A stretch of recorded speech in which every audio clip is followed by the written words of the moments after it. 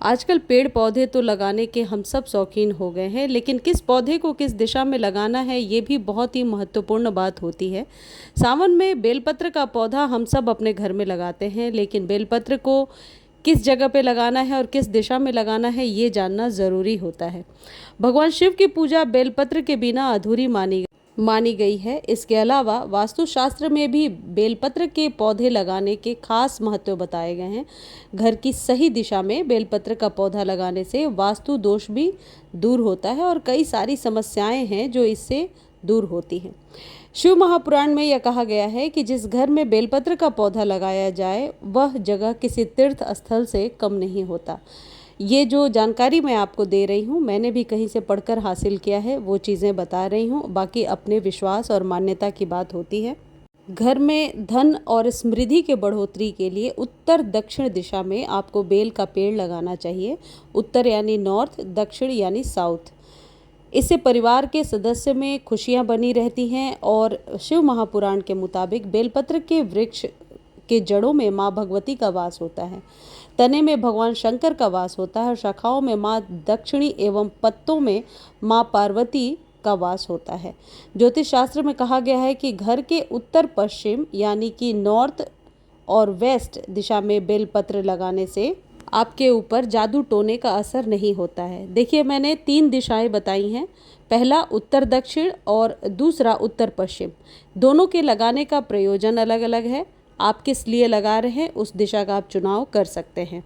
घर में अगर बेलपत्र का वृक्ष लगा हो तो कभी भी बुरी शक्ति का आगमन घर में नहीं होता है। नेगेटिव एनर्जी दूर भागती है और पॉजिटिव एनर्जी बनी रहती है। चंद्र दोष भी दूर होता है। बेलपत्र का पौधा लगाने से भगवान शिव की कृपा हमेशा बनी रहती है। वीडियो के लास्ट में मैं आपको बताऊंगी कि किस फर्टिलाइज़र को डालने से आपके बेलपत्र का पौधा हमेशा हरा भरा रहेगा। कोई भी नाइट्रोजन युक्त खाद दे सकते हैं। ज़्यादा डिटेल के लिए मेरे एवरग्रीन वाले चैनल पर भी जाकर के देख सकते हैं। देखिए, बेलपत्र का पेड़ ज्योतिष शास्त्र के मुताबिक चतुर्थी, अष्टमी, नवमी, चतुर्दशी तिथि के दौरान नहीं तोड़ना चाहिए। बेलपत्र के पौधे का औषधीय महत्व भी बहुत ही ज़्यादा होता है। बेल के फल में विटामिन और खनिज जैसे vitamin A, C, calcium, potassium, riboflavin, fibre और B6, B12 और B1 होते हैं। ये खनिज और विटामिन शरीर के विकास के लिए आवश्यक होते हैं। यानी आप सबको पता है कि बेल के पेड़ पर जो फल मिलता है उसको सेवन करना पेट के लिए बहुत ही लाभकारी होता है। यह पौधा तीनों दोषों को संतुलित करता है, जिसमें आयुर्वेद में वात, पित्त और कफ कहा गया है। इसके अलावा बेलपत्र का रोजाना सेवन करने से जो हाई ब्लड प्रेशर है या हृदय की जो समस्याएं हैं या फिर कोलेस्ट्रॉल की प्रॉब्लम है उसमें निजात मिलता है। यानी इस पौधे को धार्मिक महत्व से भी महत्वपूर्ण माना गया है और औषधीय रूप से भी महत्वपूर्ण माना गया है। बेलपत्र का पौधा यदि आप घर में लगाना चाहते हैं तो 8 से 10 इंच के बीच के कंटेनर में आप लगाइए, थोड़े बड़े कंटेनर में। और यदि बालकनी में या टेरेस पर लगाते हैं तो इस बात का ध्यान रखिए कि इसको ऊपर की तरफ बांध दीजिए। ये जब ट्रेलिस बनती है या इसे सहारा मिलता है तो ये बहुत अच्छे से ग्रो होता है। इन पौधों को आप नाइट्रोजन युक्त खाद दीजिए। यदि गमले में आपने लगाया है तो आप नाइट्रोजन खाद में गोबर की खाद दे सकते हैं, किसी भी प्रकार का कंपोस्ट दे सकते हैं। और ये महीने में 1 बार आपको देना है, पानी रेगुलर देना है। आप बरसात में बाहर रख सकते हैं इस पौधे को।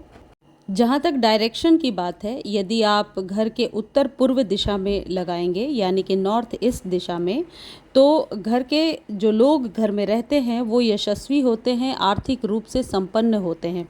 यानी चारों दिशाओं में बेलपत्र को लगाने का अलग अलग प्रोविज़न है, अलग अलग प्रावधान है।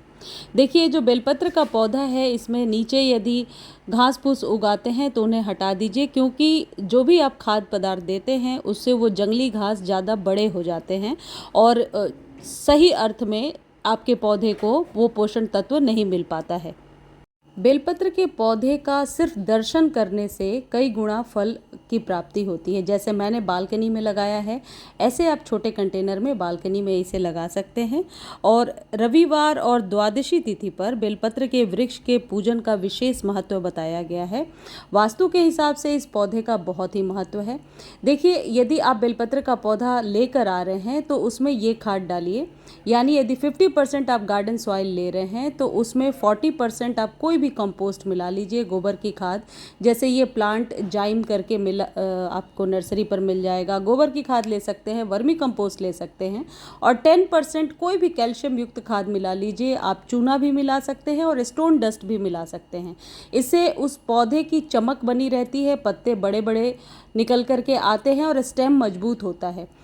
2 मुट्ठी आप हर एक महीने दीजिए, पौधा बहुत ही स्वस्थ रहेगा। क्योंकि इन पौधों को आप गमले में लगा रहे हैं तो उचित खाद पानी का आपको ध्यान रखना पड़ता है। पूरे सनलाइट में इस पौधे को रखिए और नाइट्रोजन युक्त खाद दीजिए।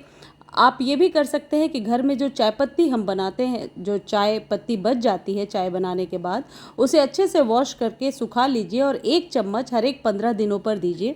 लेकिन गीली चाय पत्ती नहीं दें, वरना फंगस लगने की समस्या हो सकती है। जो ये घरेलू चीज़ों से भी बेलपत्र के पौधे को बहुत अच्छे से शुद्ध तरीके से अपने घर में बड़ा किया जा सकता है। लेकिन एक चीज़ का ध्यान रखें, जब भी पानी दें, इसमें कभी भी जूठे बर्तन से पानी ना दें, शुद्धता का ध्यान रखें।